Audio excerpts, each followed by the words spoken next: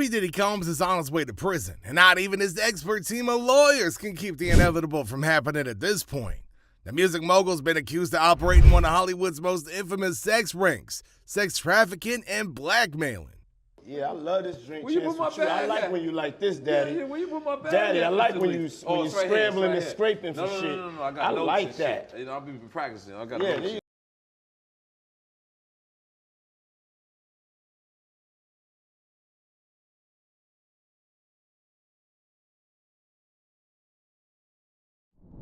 Now, everybody knows that Diddy's guilty of some very, very seriously nasty crimes. But how many people did he hurt during his reign as the East Side's leading record producer?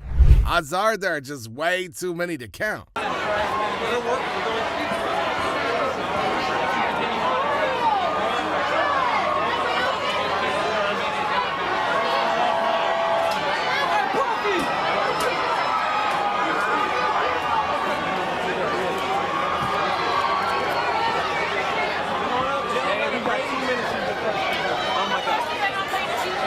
Tell me first off this happened. Look, I didn't let her out of the house like that. Tell me, what's the most so you present your opinion presented.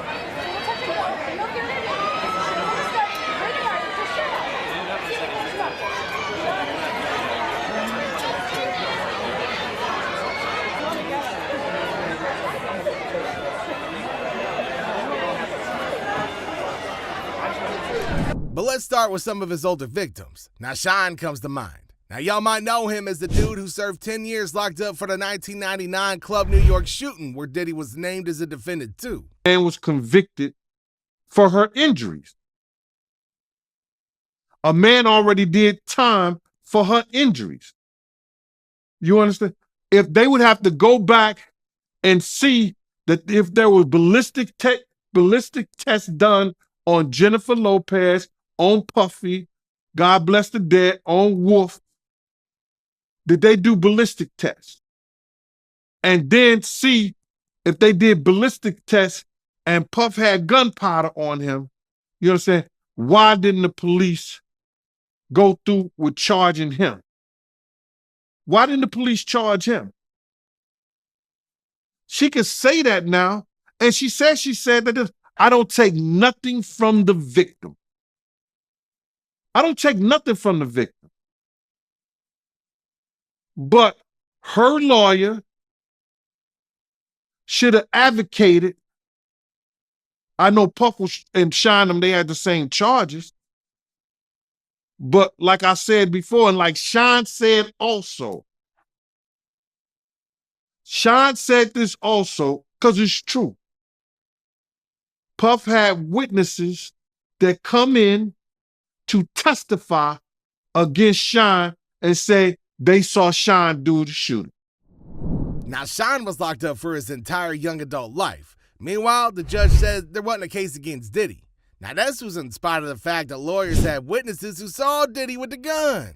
This might have been 10, 12 years ago that I called him and say, hey, I have a family member who I want you to hire them as an intern. And he said, yes. And they were flying around, one of the interns, Atlanta, Miami, whatever, on the jet, in the house, whatever. And then the internship stopped abruptly, like 3 or 4 months into it. Yeah. And I spoke to my family member, like, well, what happened? And they wouldn't say. And years later, they finally came out, and this a male, and said that Puff had said, come home, stay the night with me, or the internship is over. And they said, absolutely not. And the internship ended.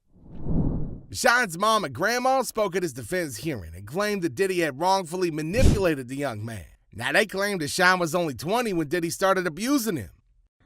Hey, what's up, y'all? Check this out. So I'm sitting here and I'm thinking, and I'm like, you know, I'm about to go into this next era of my life. And I'm going to be doing a lot of positive things, you know, a lot of disruptive things. A lot of things I really don't want everybody to know about. So like on the gram, everybody knows about everything, you know. I want a deeper connection with my fans. So I came up with this idea. I was going to get a special phone number And I was going to be able to give it to my family, my fans, everybody that's down with the movements that I'm about. You know what I'm saying? The Team Love movement, you know, Bad Boy, you know, Black excellence, entrepreneurialism, getting money, vibrations, inspiration, and just special, unique content that I'm going to share on this phone. And also, on top of that, I'm also going to be able to be in communication with y'all. So when I'm in your city, I'll be able to hit you directly. And also, I will be answering questions and talking to people and accepting resumes and, you know, giving information for parties. Man, I'm just going to give out my number. 917-746-1444. 917-746-1444. You know, reach me there. It's your boy Love. Hope you're having a beautiful day. Now here's the deal. Sean had just made it to the United States. He was struggling with homelessness and several addiction issues. Now Diddy saw him performing on the street and offered to take him in. They can't control me. You get what I'm saying? They can control Shaq. They can control Charles Barkley. They can control LeBron James. They can control Jay-Z and Beyonce. But not you, man. But they can't control me. The truth is gonna be heard. Y'all can't send none of y'all Meek Mills, y'all Puffies, y'all Lil Boozy, none of these names, none of these people that have to listen to y'all because they have legal. I never kill nobody, right? I'm the pussy that never kill nobody, right? But that means I can say whatever I want. Then he offered Sean luxury cars, a mansion, and more money than he'd ever seen, all in exchange for a collaboration, or more simply, his unwavering loyalty. Now, if that don't sound like what happened to Justin Biebs, I don't know what does. Everybody know ain't no party like a Diddy party, so. Yeah, that's what's up. Yeah. Sean's family alleged that Diddy would use his power and influence to exploit the young guy, something he's been known to do with several other young artists. One statement and leave us alone. Stay on the side. Stay on the side. Stay on the side. Stay on the side. Stay on the side. Stay on the side. Go in. Talk to us. I know about her leaving is from what I know.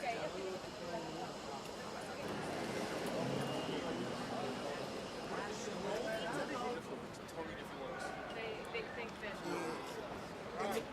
Or if they buy it for you. There he comes. He's American.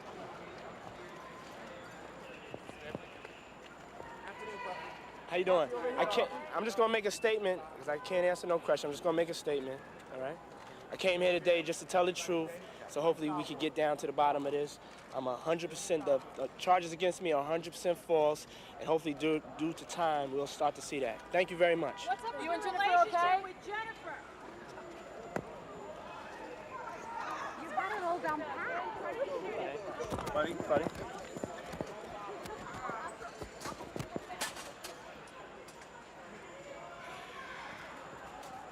And now the message. So Diddy's lawyers convinced people to paint Sean as the bad guy, the one who fired the gun, and they got their client out of the crime. His record all cleaned up, and it was as if nothing had ever happened. But it certainly reopens the wounds that I've been saying this all along. Everyone knew all along that I was the fall guy. But my political enemies and, you know, other witnesses. Is she accurate, sir? I'm not going to get into that, but it does open wounds, and certainly I am relieved that people are saying what the truth is, that, you know, I did not shoot those people. I maintain that I never shoot nobody, that there were other guns there. I always said that. That has not changed. And that is the testimony that came out. Fragments were never removed, so there was never any forensic testing to say who it was. But the victims are vindicating me. Witnesses are vindicating me. But I have moved on. I'm not trying to relive that. Now today, Sean's gone back to his home country and sworn to stay as far away from the east side as he possibly can. Then we got one of Diddy's more famous victims, somebody who's yet to step up and reveal what he went through. I mean, y'all know we talking about Usher, another one of Diddy's proteges. And I lived with Sean Puffy Combs for a year. That's the crazy thing. Now, that was L.A. Reid's idea, right? We're sending you New over York to City. something called Puffy Flavor Camp. There you go. To learn Flavor Camp. Yeah, Flavor that's what it Camp. was called. And you're going to go to Puff Daddy's. He's going In to the 90s. Do you understand what that's like? Puffy's place was like just filled with chicks and orgying like nonstop, right? No, not really. I Come mean, on. but hey, it was curious. I got a chance to see some things. Yeah, but you were 13. What were you seeing? I went there to see the lifestyle. Right. And I saw it. And it was but I don't know if I could indulge and understand what I was even looking at. It was pretty. Just like with Sean, Diddy saw a young Usher performing and offered him the world. Now, it was hard for somebody who's coming from so little to turn down what they thought was the opportunity of a lifetime. There were very curious things taking place. And I didn't necessarily understand it. Biggie Smalls was there. Biggie Smalls was there. Lil' Kim, Craig Mack. All these people are hanging around. Yeah, man. Faith Evans, And your parents Jodeci, were Mary J. okay? Blige. They didn't know nothing about this shit. Oh. I was having a good time. You know what I mean? Does he have you doing any chores? Are you doing dishes at all? I mean, to keep you humble somewhat? Or are you just like, can you stay up till 4 in the morning with them and party? I mean, I could. I actually stayed up longer than them. And what kind, do you have money? What's going on? I mean, I had like per diem. Yeah. I had like, What like a living. life. Yeah, it's pretty crazy. 14 years old. You're a dad now. Would you? Just like that, Diddy told Usher's mom he'd be the one taking care of the then 14-year-old. Now, Diddy? Not really. Usher's since been really coy about what he experienced, but we know it wasn't pretty. Man, somebody done called me. I done seen, man. So I'm staying off my social devices. It's too much cooning and buffooning. Too much cooning and buffooning.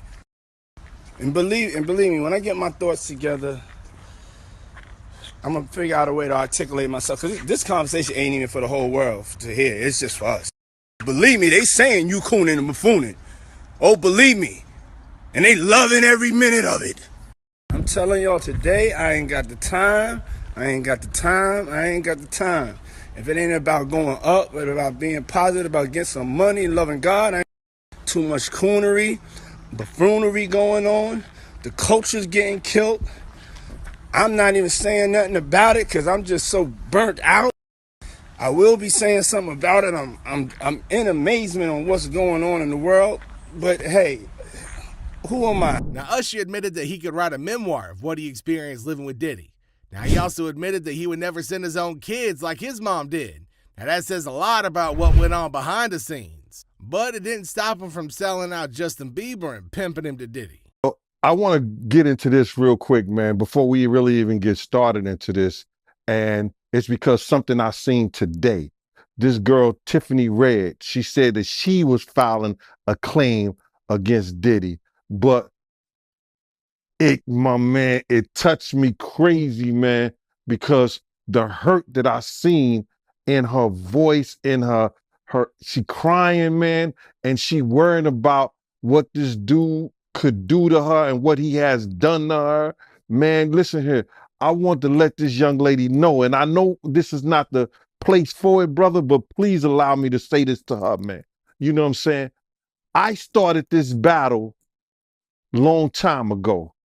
And the situation is that, bruh, we already won. This was some spiritual shit that Pac, the spirit of Pac, the spirit of Big, the spirit of Miss Jones, the spirit of Wolf, all the people that he has done wrong, you know, so Black, all the people that he has done wrong, bruh, is coming to light. We already won this spiritual. What we going through right now with these trials and everybody, you know, with this financial situation and everything like that, all that is superficial. That's the physical part of it. The spiritual part of it was won because Big, Pac, Wolf Mother, all the people that he did wrong, bruh, you understand? They already won the battle where we were supposed to win it at.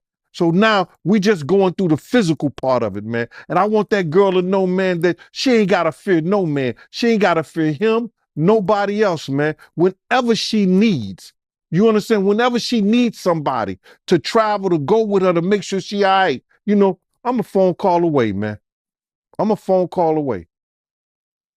And you know, go ahead with your questioning, man. I just had to get that out, man, because that girl touched a lot of people, man, because all she wanted to do was write music, make music, and show her talent and her love to the people, man. And then she got to feel this way, be fearful and scared of her life and stuff like that. Ma, I ain't scared of no man. You understand? I ain't scared of no man. Nobody that got to put their pants on the same way I do.